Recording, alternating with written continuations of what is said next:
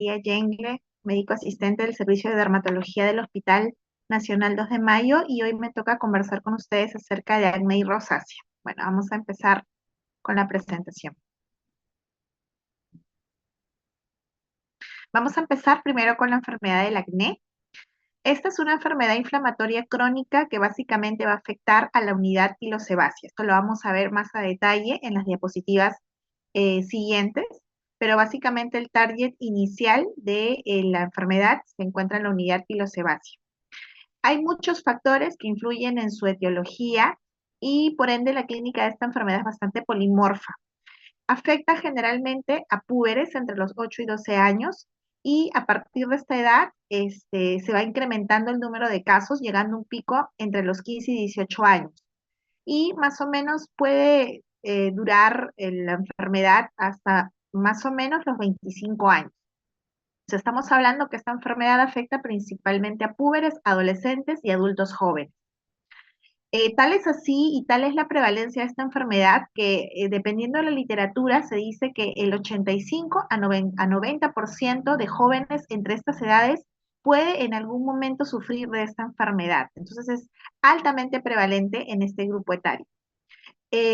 No escapan las personas mayores a 25 años a esta enfermedad, ¿no? Se puede dar casos más allá de los 25 años, pero en mucho menor proporción, ¿no? Básicamente el 8% de pacientes mayores a 25 años puede padecer de acné, lo que se denomina un acné tardío, y en este grupo de personas generalmente se ven más casos en mujeres, ¿no? Entre el 5 y 12% de mujeres mayores a 25 años y entre el 1 a 3% de hombres mayores de 25 años pueden tener acné. Acné que puede persistir desde la adolescencia o debutar con acné a esta edad. Inclusive hasta más de 40 años se puede dar casos de esta enfermedad. Entonces, adentrándonos un poco a por qué se da el acné, vamos a recordar en esta diapositiva inicial cómo se da el proceso de diferenciación epidérmica. Tenemos esta gráfica en donde tenemos esquematizados los queratinocitos a nivel de la epidermis. Tenemos en esta capa primera inferior de la epidermis, la capa basal. Luego de abajo hacia arriba tenemos la capa espinosa, la capa granulosa y la capa córnea, ¿no? Sabemos que el queratinocito viaja desde la capa basal, va ascendiendo progresivamente hasta llegar a la capa córnea.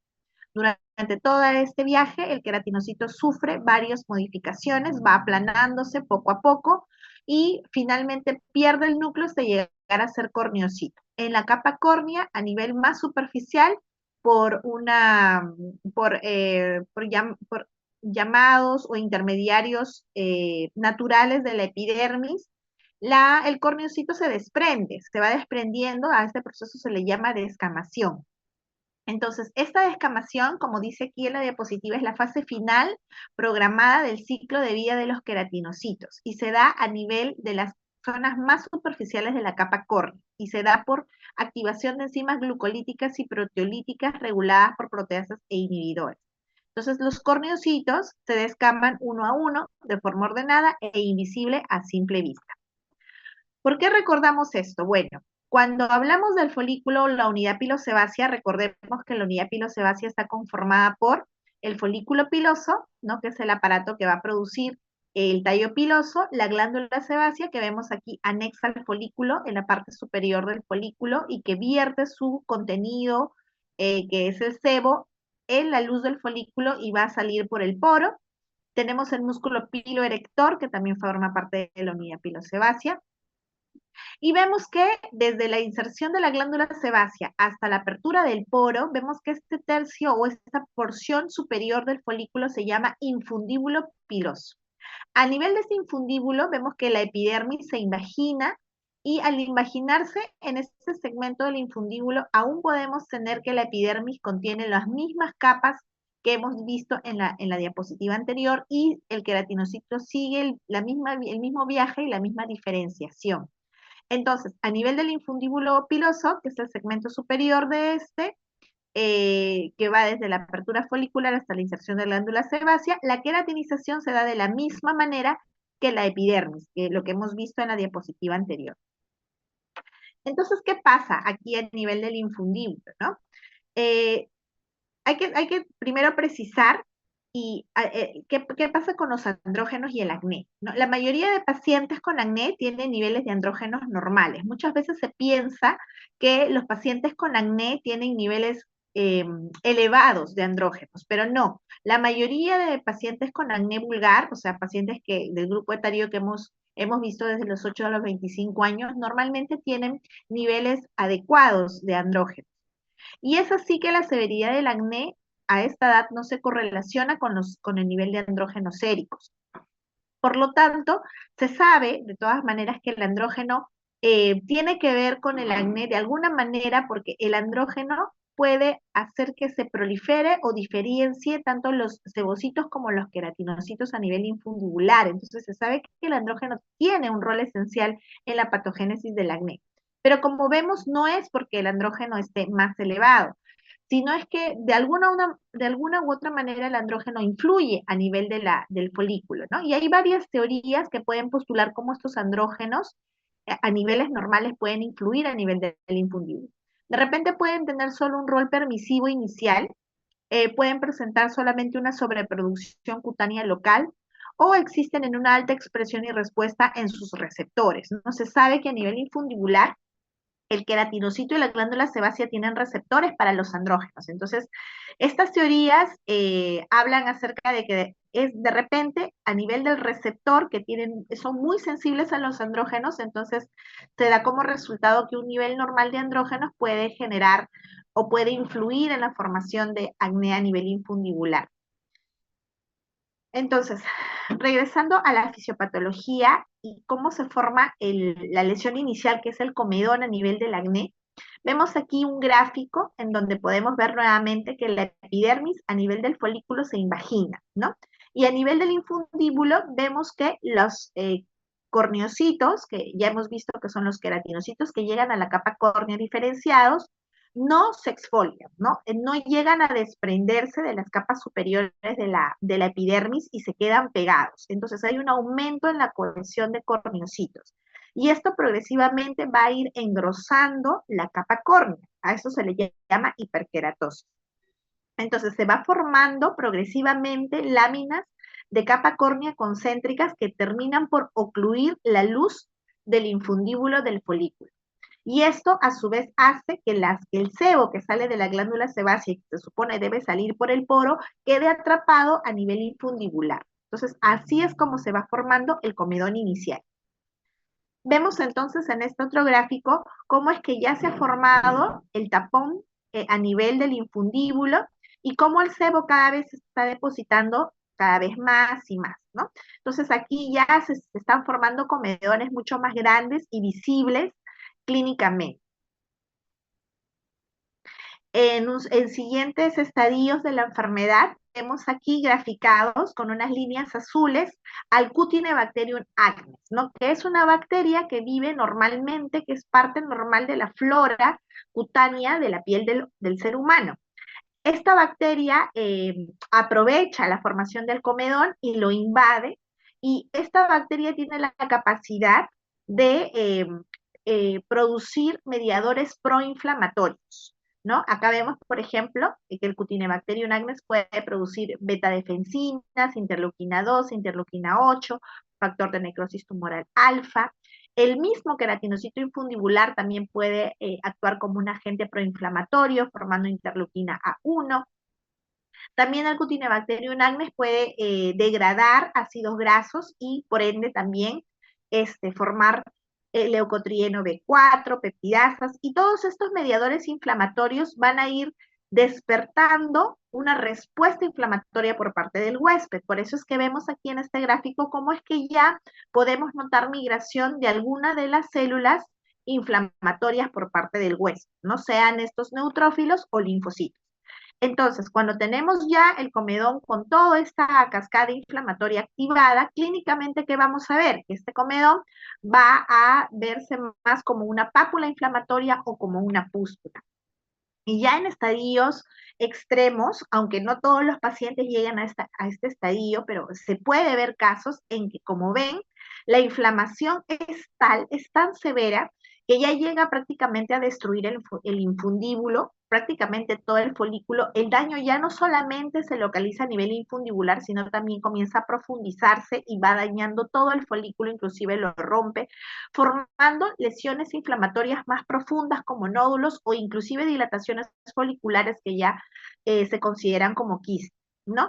Y este daño profundo puede generar a la larga, cuando esto remite, una peor cicatrización, ¿no? Entonces, este estadio es el que generalmente llega a formar las temidas secuelas o cicatrices del acné. Entonces, repasando, tenemos 4 factores patogénicos principales en la fisiopatología del acné. Uno es la producción de sebo por la glándula sebácea, el otro es la alteración en el proceso de queratinización a nivel infundibular. Tenemos también que el Cutinebacterium acnes, al colonizar el infundíbulo, también es un pilar importante en la fisiopatología del acné y por ende la liberación de mediadores inflamatorios como respuesta a eso, ¿no? Vemos también aquí que la estimulación androgénica, como hemos visto, también es parte importante de la fisiopatología porque se establece que los andrógenos son como que el trigger inicial para que toda esta cascada se pueda dar. Este es otro cuadro en donde también tenemos, ¿no?, los factores patogénicos que pueden ser primarios, con la glándula sebácea, la queratinización folicular alterada, bastante influenciada por los andrógenos, y los factores patogénicos secundarios, en donde ya actúan mediadores como la colonización por Corynebacterium acnes y la respuesta inflamatoria por parte del huésped. Hay que tomar en cuenta también que no en todos los pacientes se da todos estos factores. Esto también es muy influenciado por genes que predisponen a estas personas a padecer de la enfermedad, y también se sabe que los estados emocionales intensos, el estrés, la preocupación también pueden influir como agentes externos para empeorar o desencadenar brotes de acné. Entonces tenemos estos estadios, recordemos, comedónico, cuando ya se inflama, pero todavía está de manera superficial, y cuando ya hay una inflamación bastante profunda y severa. En este primer estadio, entonces, clínicamente podemos ver comedones, tanto abiertos como cerrados. Recuerden que los abiertos son aquellos que se ven como puntos negros, y esto se da porque a pesar de que hay un tapón, todavía hay pase de oxígeno hacia el contenido del comedón y oxida la grasa. Es por eso que uno clínicamente lo puede ver como un punto negro, o comedón cerrado cuando el tapón es tan intenso que no hay ningún pase de oxígeno y por lo tanto el contenido permanece de manera de color blanco amarillento. Entonces es como un punto blanco el comedón cerrado y como un punto negro el comedón abierto. Luego, en este siguiente estadio, habíamos dicho que lo que más va a prevalecer son las pápulas inflamatorias y las pústulas. Vemos en imagen este paciente, ¿no?, en donde sabemos que las pápulas son lesiones elevadas, sólidas de la piel, en este caso inflamatorias, con calor, con rubor asociado, y las pústulas son aquellas lesiones elevadas con contenido purulento. Y ya cuando tenemos estadios más severos, clínicamente podemos ver los nódulos y los quistes, que ya son lesiones mucho más profundas, más palpables que visibles, que pueden derivar más fácilmente a cicatrices anormales. En el diagnóstico del acné también no solamente importa ver este tipo de lesiones, identificarlas, sino también ver en qué topografía se presentan. Vemos que el 99% de casos van a presentar estas lesiones descritas a nivel de la cara. Pero no olvidemos que el acné también puede presentarse a nivel del pecho en un 15% de casos y a nivel de la espalda en un 60% de casos. Y esto es porque tanto la cara, el pecho y la espalda se consideran áreas seborreicas del cuerpo. ¿Qué quiere decir esto?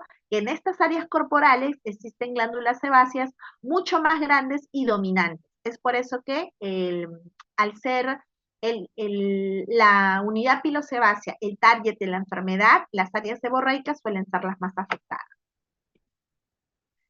Entonces, ya hemos comprendido un poco la fisiopatología, y esto es bastante importante en el acné porque a partir de la identificación del tipo de lesión y de la extensión de la enfermedad vamos a poder escoger qué tratamiento ideal debe seguir cada paciente. El tratamiento del acné básicamente es como una escala terapéutica, y esto lo decidimos de acuerdo a la severidad del acné. ¿Y cómo determinar esta severidad? Bueno, primero por el tipo de lesión, ¿no? Obviamente, un acné que solamente tiene comedones va a ser catalogado como un acné más leve que aquel que presenta nódulos quísticos. Entonces, De acuerdo a este tipo de lesiones, podemos tener tratamientos tópicos que básicamente están dirigidos a acnés leves y tratamientos sistémicos que ya están dirigidos a acnés más severos. Aquí les traigo una tabla que resume las opciones que tenemos de tratamiento tópico para el acné. Tenemos que tratamientos tópicos hay con acción predominantemente comedónica, con acción predominantemente antimicrobiana y con acción predominantemente antiinflamatoria. Entonces, aquí en acción predominantemente anticomedónica tenemos básicamente a los retinoides. ¿Qué es el retinoide? Recuerden que los retinoides son aquellos fármacos derivados de la vitamina A. Dentro de los ejemplos más usados en el acné de retinoides tópicos tenemos al adapaleno y a la tretinoína o ácido retinoico, ¿no? Y por otro lado, con acción predominantemente antimicrobiana, tenemos varias moléculas, principalmente el peróxido de benzoilo, que es una molécula que tiene acción más que antibiótica, no llega a matar la bacteriostática, tiene una acción más bacteriostática que bactericida. Y también tenemos, por otro lado, antibióticos tópicos como la eritromicina y la clindamicina. Y por ende también tenemos presentaciones de productos que pueden mezclar ambas moléculas, o sea, peróxido de benzoilo con eritromicina y peróxido de benzoilo con clindamicina. Y posteriormente también tenemos moléculas con acción predominantemente antiinflamatoria y vemos que el adapaleno, siendo un retinoide que también tiene una acción anticomedolítica, también tiene una acción fuertemente antiinflamatoria. Entonces, por ende, es que el adapaleno hoy por hoy es el retinoide tópico más usado. Les he subrayado y resaltado las moléculas que normalmente tenemos en el mercado peruano. Vean que también hay otro tipo de moléculas tópicas incluidas en este cuadro, pero que lamentablemente no las tenemos en el mercado de nuestro país. Por eso es que les he marcado las que sí van a ver ustedes en sus prácticas que son utilizadas a diario en consultorios de dermatología aquí en Perú. Muy bien, vamos a ver entonces una por una estas alternativas de tratamiento, ¿no? Entonces habíamos hablado de la tretinoína o ácido retinoico como una alternativa de retinoide tópico. La tretinoína es el primer retinoide sintético tópico estudiado. Tiene una actividad biológica 100 veces mayor al retinol y al retinaldehído y con menor toxicidad. En el mercado podemos encontrarla en concentraciones desde el 0.025 hasta el 0.1% en crema y gel como vehículos principales. El problema con el ácido retinoico es que el uso en el acné es bastante limitado por los efectos colaterales que da, principalmente irritación a nivel de la piel. Hay muchos pacientes que no toleran esta molécula y al usarla les genera ardor, eritema, descamación, inclusive la piel se hace un poco más sensible a la luz del sol. Es por eso que el ácido retinoico, si bien es un retinoide que podría ser usado en el acné, como sí fue en su momento al ser el primer retinoide tópico estudiado, hoy por hoy ha sido desplazado por otras alternativas más o menos agresivas con la piel. Y así es que llegamos al adapaleno, ¿no? El adapaleno es un retinoide tópico de tercera generación. Como habíamos dicho, tiene una acción tanto comedolítica como antiinflamatoria y eso lo convierte en un retinoide tópico bastante completo, ya que no solamente va a normalizar la diferenciación a nivel del infundíbulo folicular, esa diferenciación que habíamos visto que está alterada, por la cual el queratinocito no se desprende, no exfolia y va formando estas láminas concéntricas que forman el tapón. Esa conducta alterada del queratinocito la va a corregir. Y aparte también disminuye la actividad de las lipoxigenasas, disminuyendo la cantidad de mediadores inflamatorios a nivel del infundíbulo.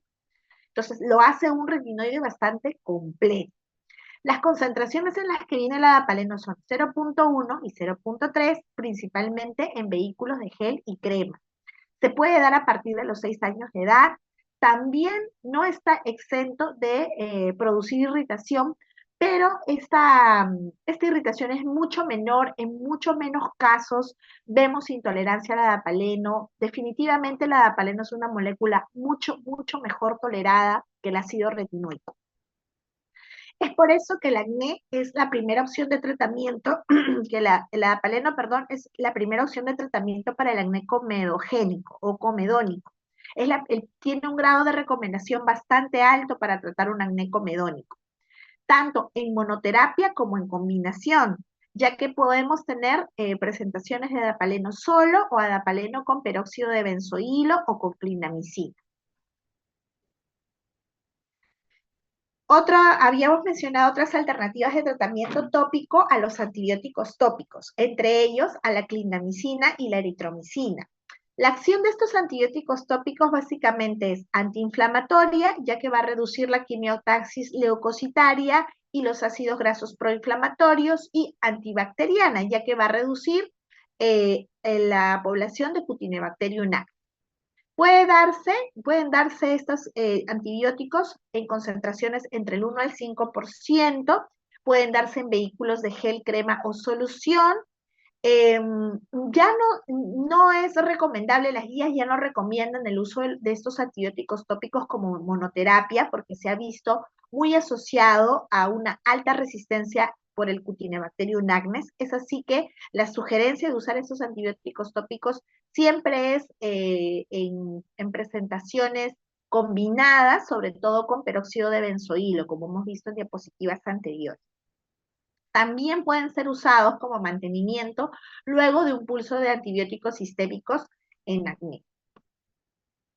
Habíamos mencionado también otra molécula tópica como el peróxido de benzoilo. Esa es una molécula que tiene acción antiinflamatoria, ya que disminuye a los reactantes de oxígeno, los radicales libres de oxígeno de los neutrófilos. También puede tener acción bacteriostática, más bacteriostática que bactericida, pero esto todavía está un poquito, o sea, como que los estudios están controversiales todavía en esta acción del peróxido de benzoilo, pero sí se ha identificado una actividad comedolítica baja de esta molécula, pero la tiene, bastante baja, mucho menor que los retinoides, pero la tiene. Se puede usar en rangos de concentraciones del 1 al 10%. Generalmente las presentaciones en gel son las más preferidas por su estabilidad. No está tan asociado a resistencia por el Cutinebacterium acnes como la clinda y la eritromicina. Puede tener también efectos adversos como eritema, descamación o prurito, hay que tener presente eso. Y podría ser usado en tratamiento de acné comedónico, aunque en un menor grado de recomendación si lo comparamos con el adapaleno. Y como les mencioné, las presentaciones de peróxido de benzoilo normalmente son combinadas, ya sea con adapaleno o con clindamicina. Y es el nivel de recomendación más alto que tiene el peróxido de benzoilo es para el tratamiento de acné papulopustular. Pasamos entonces al tratamiento sistémico del acné. La primera alternativa de tratamiento sistémico son las tetraciclinas, entre ellas la doxiciclina, la minoxiclina y la limeciclina como principales representantes de este grupo de antibióticos. Estos son derivados semisintéticos de la tetraciclina, que son mucho más liposolubles y se absorban mejor que la tetraciclina. Como ven en la viñeta, es la primera línea terapéutica para formas moderadas y severas del acné.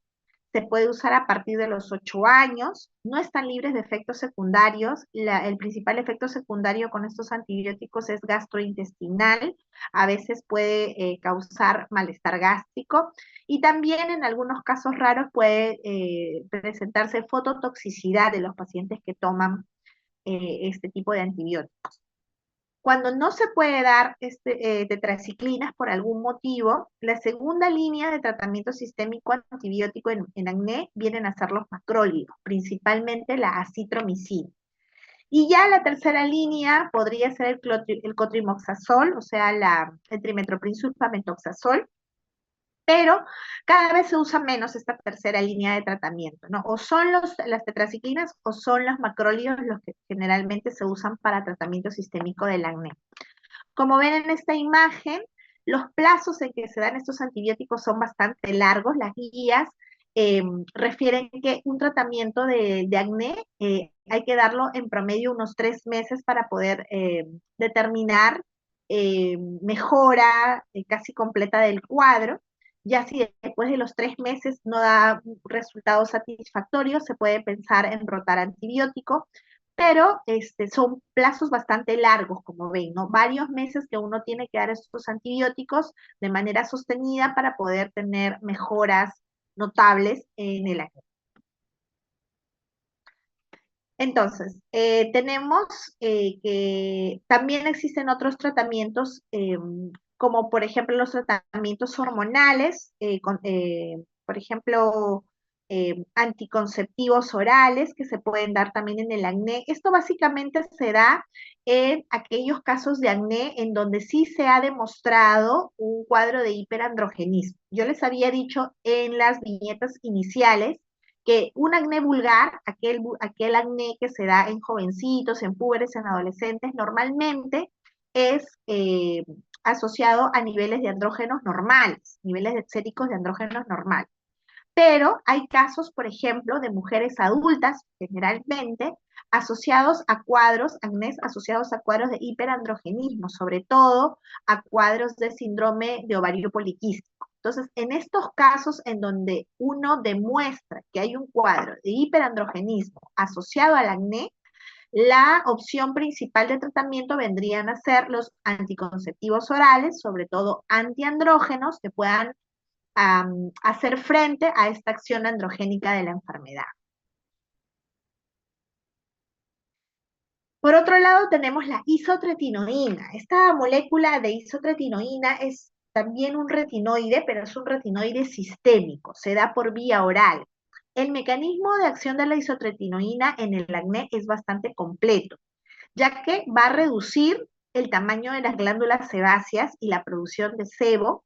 Como retinoide que es, logra normalizar la alteración en la queratinización folicular a nivel del infundíbulo, destruyendo el tapón folicular, va a inhibir el crecimiento del Cutinebacterium acnes y también tiene un efecto antiinflamatorio, reduciendo expresión de mediadores inflamatorios, reduciendo quimiotaxis de neutrófilos, de monocitos y reduciendo también todos los factores proinflamatorios del propio sebo.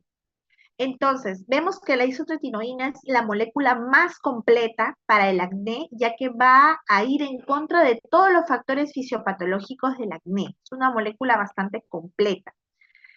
Las indicaciones principales de la isotretinoína son acné severo, acné moderado refractario, o sea que, por ejemplo, un acné moderado que no ha respondido a tratamiento con antibióticos sistémicos, o un acné que produzca rápidamente secuelas cicatriciales o mucho distrés psicológico en el paciente. La dosis que se da de isotretinoína es más o menos 0,1 a 1 miligramo por kilo por día. Y a pesar de que es una molécula bastante completa para el tratamiento del acné, no se suele usar libremente en esta enfermedad, porque también hay que tener en cuenta que la molécula puede tener potenciales efectos adversos que hay que tener en cuenta, ¿no? Por ejemplo, al reducir el tamaño de la glándula sebácea, todos los pacientes que toman isotretinoína van a padecer de sequedad o cerosis a nivel de la piel y las mucosas, sobre todo labial, nasal y ocular. Hay que tener en cuenta que al ser un retinoide sistémico, está catalogado en categoría X por la FDA en pacientes gestantes o lactantes. Y recordemos que el acné da a mujeres jóvenes, que muchas veces son sexualmente activas y que están en edad reproductiva. Entonces, hay un alto riesgo de teratogenicidad en estas mujeres, por eso es que uno antes de iniciar esta molécula tiene que dar mucha consejería a estas pacientes. Inclusive la bibliografía nos sugiere empezar tratamiento de planificación familiar para que se evite a toda costa un embarazo estando tomando la pastilla, ¿no? Otros efectos colaterales más o menos frecuentes son cefalea, artralgias, mialgias, Inclusive se ha asociado la toma de isotretinoína a depresión o ideación suicida en algunos estudios. Y también hay que llevar un control laboratorial periódico en estos pacientes, ya que también puede darse una asociación de la toma de isotretinoína con elevación progresiva de transaminasas, colesterol y triglicéridos, ¿no? Entonces vemos que hay muchos efectos adversos o colaterales posibles, es por eso que la molécula de isotretinoína, a pesar de ser una molécula bastante completa en el acné, hay que justificar su uso, es por eso que solamente se guarda para casos que ya hemos mencionado, ¿no? Severos o refractarios, o que dejen muchas secuelas rápidamente. Entonces aquí tenemos un cuadro resumen con las principales moléculas descritas y las principales acciones que tienen estas moléculas en las 4 pilares fisiopatológicos del acné. Y vemos como la única que actúa a nivel de todos los factores fisiopatológicos es la isotretinoína, ¿no? Actúa a nivel de todos los pilares fisiopatológicos. Aquí también en este cuadrito resumen podemos darnos una idea más gráfica de los tratamientos que podemos dar cuando tenemos un acné leve o básicamente comedónico, y hemos dicho que un retinoide tópico como la dapaleno es suficiente. Cuando tenemos un acné papulopustular, pero con poco número de lesiones, o sea, leve, podemos seguir con tratamiento tópico, ya sea con retinoide tópico, adapaleno, con peróxido de benzoilo o un peróxido de benzoilo con antibiótico. Cuando tenemos un pápulo pustular moderado, o sea, con un número más grande de lesiones, podemos seguir con tratamiento tópico, pero también sería ideal ya incluir tratamiento antibiótico oral con doxi o mino o limeciclina. Y cuando ya tenemos un acné severo, nódulo quístico refractario, pues la isotretinoína oral viene a ser nuestra opción principal. Una pregunta frecuente en esta enfermedad, ¿cuál es el rol de la dieta en el acné? ¿No? Los diversos estudios han demostrado que la mayor asociación de brotes de acné se da básicamente con alimentos con alta carga glicémica, o sea, alimentos que contengan muchos azúcares refinados, y alimentos que contengan lácteos muy concentrados, o aquellas dietas que tengan alta cantidad de lácteos, como por ejemplo leche descremada. ¿Por qué? Porque estas dos moléculas pueden generar picos de hiperinsulinemia y, por ende, indirectamente también un estímulo andrógeno. Y sabemos que el andrógeno es como que el principal gatillante a nivel del infundíbulo para generar brotes de acné. En este cuadro se describe un poquito más detalladamente cómo es que tanto los lácteos como los alimentos con carga glicémica o índice glicémico alto pueden inducir picos de insulina o picos de factor de crecimiento insulina-like, que posteriormente también aumentan andrógenos y pueden ocasionar aumento en la producción de sebo, o también mediante quinasas, activando quinasas, inhibiendo y activando quinasas, pueden estimular también la hiperqueratinización a nivel del infundíbulo. Muy bien. Vamos a pasar a rosácea y de repente al final podemos hacer las preguntas. Vamos a terminar con el tema de rosácea primero.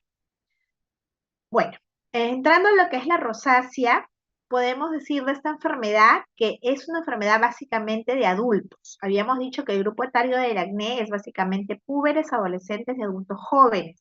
Pero en el caso de la rosácea, la prevalencia principal es en adultos, principalmente en mujeres entre la tercera y cuarta década de vida. Se dice que es más frecuente en fototipos bajos, o sea, en pieles claras, pero en últimos estudios, al parecer, se está viendo un incremento también de casos en pieles oscuras.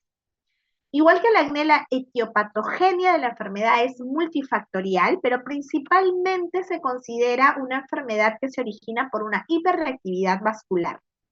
Los factores precipitantes para esta hiperreactividad vascular son principalmente alimentos picantes, alcohol, fármacos, temperaturas extremas, ejercicio, estrés, etc. Vemos aquí en este gráfico, acá tenemos la epidermis. Sabemos que las terminaciones nerviosas libres están a nivel de la dermis superficial, papilar, y vemos cómo estas terminaciones nerviosas pueden actuar a nivel de los capilares o de las arteriolas de la dermis, ¿no? Vemos entonces cómo por predisposición genética o por desencadenantes exógenos, que ya hemos mencionado, ¿no? Calor, inclusive también se ha hablado de bacterias o de toxinas que pueden influenciar en la epidermis, llegar hacia las terminaciones libres nerviosas en la dermis y estimularlas y estas a su vez secretar neuropéptidos que hacen que los vasos de la dermis se dilaten. Entonces es básicamente una disregulación neurovascular la que da origen a el problema de la rosácea, ¿no? Vemos en este cuadro cómo estímulos medioambientales como el calor o también bebidas, comidas muy calientes, picantes, alcohol, entre otros factores, normalmente pueden activar mediadores neurovasculares y generar una respuesta de vasodilatación normal. El problema es que en la rosácea aparentemente esta actividad de estos mediadores neurovasculares está aumentada, hay una hiperactividad de estos mediadores y por lo tanto la respuesta de vasodilatación va a ser patológica, produciendo inflamación y una vasodilatación persistente que va a generar el inicio del cuadro de la rosácea. Entonces, tenemos en rosácea que hay múltiples factores también que influyen en su origen. Habíamos hablado de los factores gatillantes, tanto endógenos como exógenos. Tenemos predisposición genética, como siempre, corticoides, como un tipo de fármacos que pueden también gatillar esta enfermedad, o también factores exógenos, habíamos hablado de la radiación solar, el calor, la radiación ultravioleta, algunos microorganismos que son parte de la flora normal de la piel, como el Demodex, que es un ácaro que vive normalmente en la piel del rostro del ser humano principalmente. También se ha descrito que este ácaro puede en algunos casos colonizar más, o sea, como que proliferar más en la piel de estos pacientes con rosácea y ser también comportarse como un factor exógeno gatillante de rosácea. Por otro lado, también tenemos un sistema inmune aberrante, tanto innato como adaptativo. Tenemos una disregulación neurovascular, habíamos hablado de mediadores neurovasculares, como el factor de crecimiento endotelial o el TRP, que también es un mediador neurovascular bastante importante en esta enfermedad. Hay mayor actividad de estos receptores y mediadores. Y también podemos tener una disregulación a nivel de las glándulas sebáceas y las glándulas de Meibomian. Aunque esto generalmente se da en estadios como que secundarios, ¿no? No es tan primario como la alteración a nivel de la glándula sebácea que habíamos visto en el acné, que es primaria, ¿no? En cambio acá, de repente la disregulación ya es como que un poco más secundaria en la rosácea. Básicamente, como les mencioné, el trigger de la enfermedad es una disregulación neurovascular que provoca vasodilatación persistente en la piel de estos pacientes. Como ven, este gráfico nos ilustra muy didácticamente cómo es lo complejo de la fisiopatología de la rosácea, cómo es que pueden influir muchos triggers, ¿no? Como protestas bacterianas, la presencia de Demodex, el calor, incluso el estrés, la luz ultravioleta, cómo es que todos estos factores pueden inducir eh, secreción de mediadores a nivel epidérmico, dérmico, que pueden activar estos receptores neuronales que secundariamente van a actuar a nivel de los vasos, de los capilares, de las arteriolas de la dermis, provocando vasodilatación, edema, flashing, ¿no? Principalmente. Entonces vemos que hay muchos factores involucrados en la fisiopatología de la rosácea.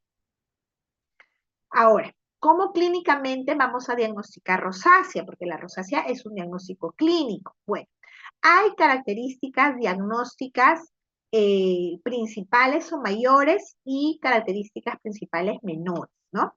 Las principales características clínicas de un paciente con rosácea son eritema persistente centrofacial o ocasionada por triggers y cambios fimatosos. Recuerden que la FIMA, ya vamos a ver una imagen más adelante, es aquel cambio crónico de la piel a causa de esta cascada inflamatoria persistente ocasionada por la rosácea.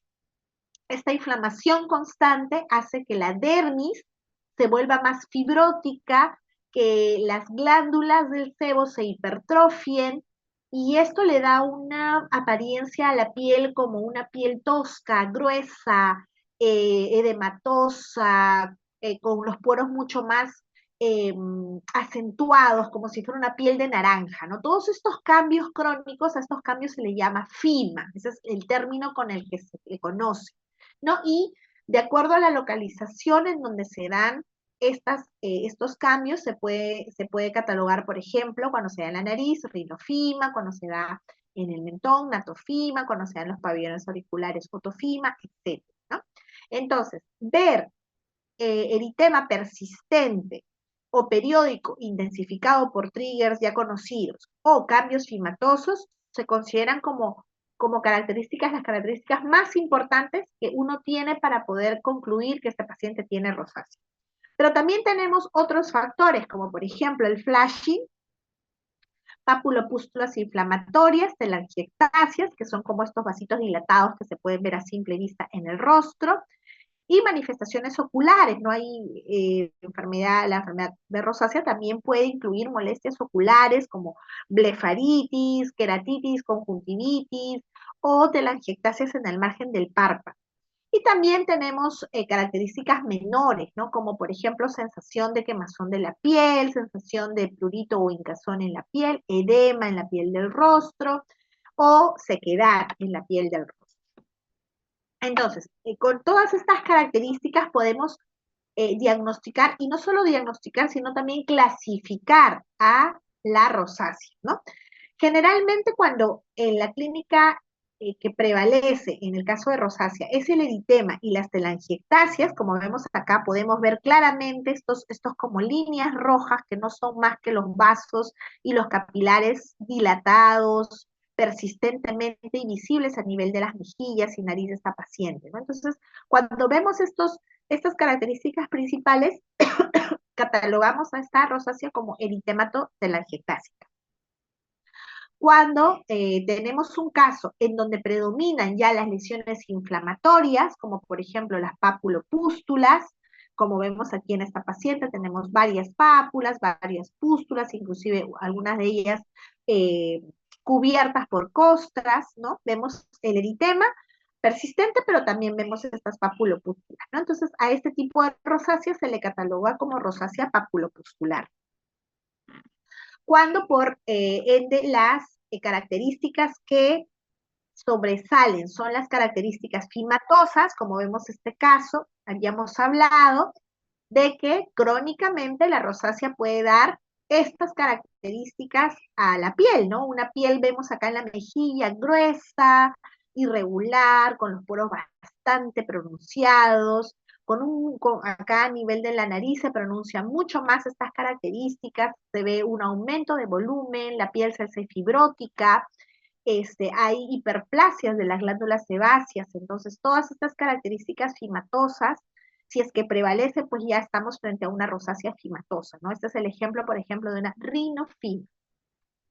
Y habíamos hablado también de que hay rosáceas que pueden asociarse a molestias oculares. Acá vemos una paciente con blefaritis, vemos cómo tiene los párpados, sobre todo los márgenes palpebrales bastante inflamados. Generalmente estos pacientes se quejan mucho de prurito, de sensación de tierra en el ojo.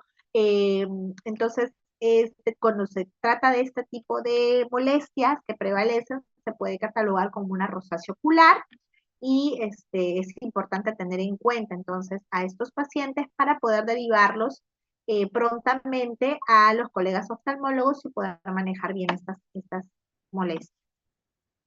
Muy bien, entonces, hablando del tratamiento, podemos, siempre también es como una escalera terapéutica en donde la base de todo el tratamiento de la rosácea siempre es las medidas generales, ¿no?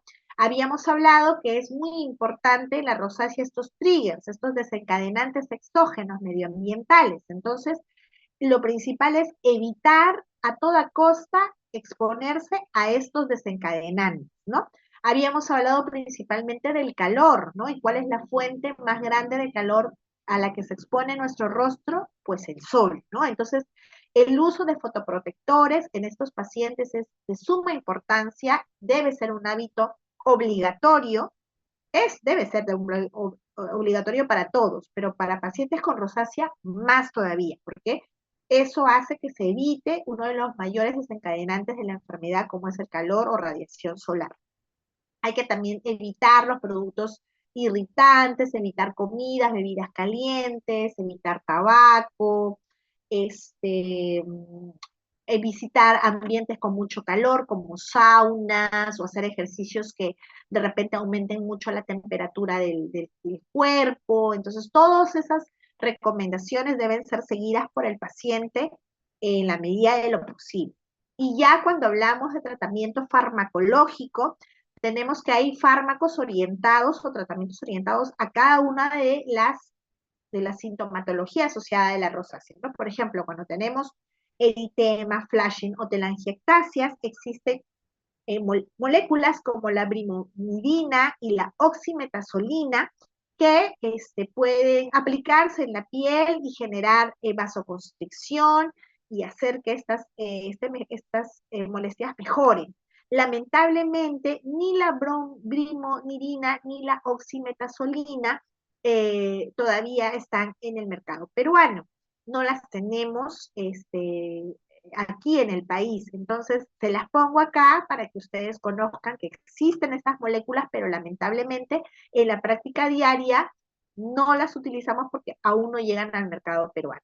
La única opción que tenemos hoy por hoy de ofrecer a nuestros pacientes para mejorar el eritema y borrar telangiectasias es el láser neodimio y la luz pulsada, que ya son máquinas que generan un tipo de luz especial que al incidir a nivel de la zona eritematosa con telangiectasias tienen la capacidad de poder hacer una destrucción fototérmica que no daña la piel, es bastante puntual, bastante dirigida a los vasos sanguíneos, esos capilares dilatados, es capaz de destruir, de quemar estos vasitos, este tipo de láser, este tipo de luz pulsada, y con sesiones recurrentes, repetidas de estos láseres, podemos ver una gran mejoría, no total, pero sí bastante notoria, de tanto el eritema como las telangiectasias en estos pacientes. Luego tenemos las lesiones inflamatorias, habíamos hablado de las pápulas inflamatorias, de las pústulas. Entonces, si son pocas las lesiones, podemos dar tratamiento tópico, tenemos ahí varias alternativas de moléculas, como la civacelaico, el metronidazol. Habíamos hablado también, ¿se acuerdan del Demodex folliculorum? Este ácaro que también puede proliferar en la piel. En estos casos, cuando se sospecha estos cuadros asociados a Demodex, la ivermectina tópica es una buena opción.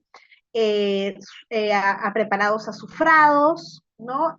Permetrina, también orientado a lo que es el Demodex, y retinoides, aunque en mucha menor proporción que en el acné, porque recuerden que el retinoide, si bien puede tener una acción antiinflamatoria como la de apaleno, también puede inducir irritación, ¿no? Entonces, recuerden que estas pieles con rosácea son bastante sensibles, entonces por eso es que si bien en la literatura se puede encontrar como una alternativa al retinoide, en la vida real realmente no lo usamos mucho para rosácea porque puede inducir irritación en las pieles sensibles de estos pacientes. Y cuando ya hay un mayor número de lesiones inflamatorias, también tenemos los tratamientos sistémicos, también tenemos los antibióticos como tetraciclinas, la doxiciclina, la minociclina, limeciclina como principales alternativas. Tenemos los macrólidos, la citromicina, la eritromicina, y ya en casos de rosáceas muy severas, con lesiones nodulares que las pueden haber, o rosáceas refractarias, la isotretinoína también puede ejercer una acción antiinflamatoria, inmunomoduladora en estos pacientes, por eso también se considera una opción sistémica. Cuando tenemos cambios fimatosos, en los primeros estadios bastante iniciales, se puede comenzar a dar retinoides o doxiciclina oral, isotretinoína, para disminuir o enlentecer esta progresión fibrótica e hipertrófica de la piel fimatosa. Pero cuando ya tenemos fimas no inflamadas, pero sí ya muy avanzadas, lamentablemente lo único que queda a estos pacientes es optar por tratamientos quirúrgicos o láseres que puedan corregir esta deformidad de la piel. Y cuando tenemos un compromiso ocular, pues cuando lo sospechamos, cuando vemos sintomatología asociada, pues de todas maneras debemos recurrir a interconsultas con nuestros colegas oftalmólogos para dar un manejo bastante integral de estos pacientes, ya que muchas veces lo necesitan. Muy bien, hasta acá la presentación. Si hubiese alguna pregunta.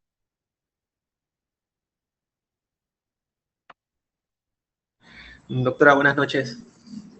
Sí. Doctora, quería consultarle, bueno, estaba consultando con la literatura y quería preguntarle cuál sería el rol del uso de corticoides en el tratamiento de acné, porque he visto que algunos lo recomiendan y algunos lo contraindican, y en qué caso se daría, doctor. Es una buena pregunta porque recuerden que el corticoide, sobre todo el corticoide sistémico, tanto tópico como sistémico, tiene una acción fuertemente antiinflamatoria. Entonces, ¿qué sucede? Si uno un acné o inclusive una rosácea le da corticoides tópicos o sistémicos, esa acción antiinflamatoria va a dar inicialmente una buena respuesta en estos cuadros. Pero lamentablemente esta buena respuesta es engañosa, porque si tú retiras o disminuyes la dosis del corticoide, tanto el acné como la rosácea vuelven y vuelven mucho más fuertes. O sea, hay como una acción rebote del corticoide en el acné y la rosácea. Entonces, por esta acción es que normalmente ustedes deben llevar como moraleja que no se debe manejar ninguna de estas dos patologías con corticoides, porque si bien la acción antiinflamatoria inicial es bastante efectiva, podemos hacer que el paciente entre en un círculo vicioso del que no va a poder salir, porque cada vez que quiera dejar el corticoide, la enfermedad va a volver y va a volver y va a volver mucho más fuerte. Entonces, al final, el balance final es negativo con el uso de corticoides en el acné y la rosácea.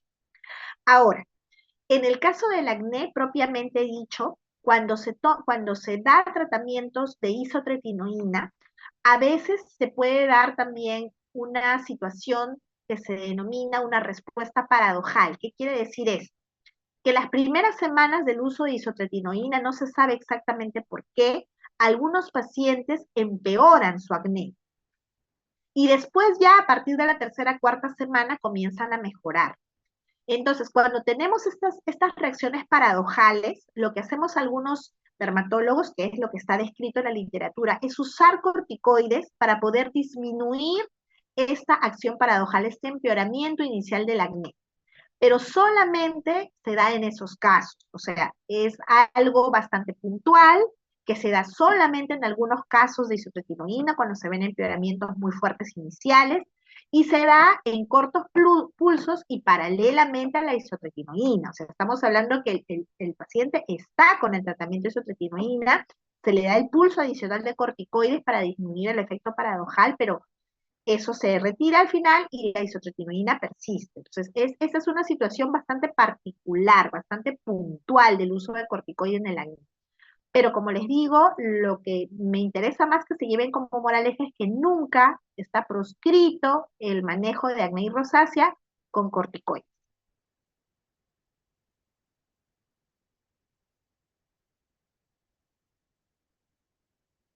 ¿Alguna otra pregunta? En el caso del acné, ¿de qué depende que se dé una concentración u otra para lo de los medicamentos? ¿Qué se tendría que tener en consideración? Generalmente se empieza con las concentraciones mínimas y si uno ve buena tolerancia por parte del paciente y de repente pasan las semanas y ves que el paciente tolera y como que la respuesta no es tan buena, podrías ir aumentando la concentración de tu tratamiento tópico progresivamente. Eso más o menos generalmente hacemos, porque como les he mencionado, la mayoría de agentes tópicos también pueden ser irritantes en el rostro de los pacientes. Entonces siempre nos vamos con mucha cautela. Generalmente empezamos con las concentraciones mínimas, cerca de lo mínimo, y luego si vemos buena tolerancia, podemos progresivamente ir aumentando la concentración.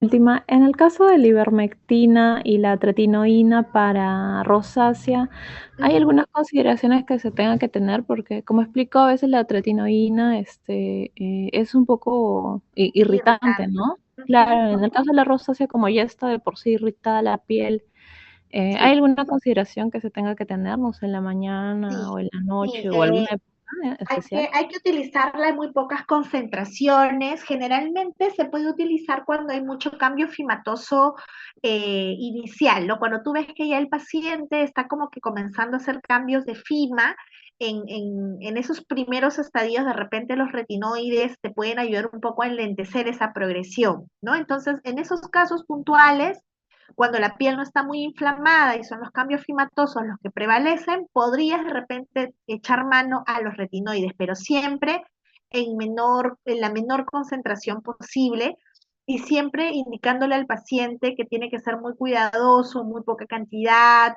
y de haber algún tipo de reacción, pues suspenderla inmediatamente, ¿no? Realmente es como un arma de doble filo, pero a veces hay casos de rosáceas en donde lo que más prevalece es la fima y no tanto el eritema o la inflamación. Entonces, en esos casos, de repente podrías darle una oportunidad al retinoide con cierto cuidado. Pero en una rosácea así inflamada, eritematosa, pápula pustular, no, el retinoide no viene a ser una buena opción. Hay mejores opciones que el retinoide en esos casos.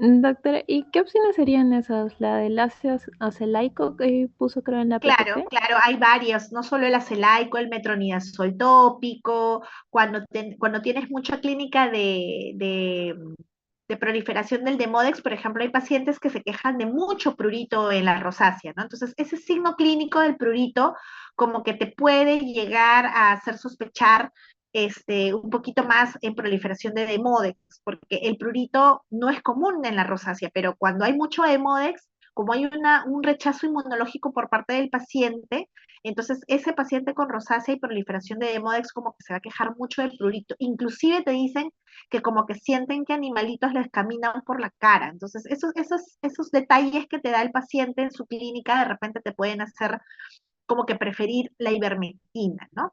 Otra cosa también es la dermatoscopía. No sé si ustedes habrán tenido la oportunidad o de repente la van a tener en la práctica. Nosotros los dermatólogos contamos con un dermatoscopio que es como un implemento de amplificación. Entonces, el dermatoscopio también nos ayuda a ver ciertas características en la piel que nos pueden hacer sospechar de proliferación de Demodex. Entonces, en esos pacientes también de repente preferir ivermectina al metronidazol, por ejemplo, ¿no? Pero sí, o sea, el metronidazol de lejos, ivermectina, ácido acelaico son las moléculas más usadas en tratamiento tópico de rosácea.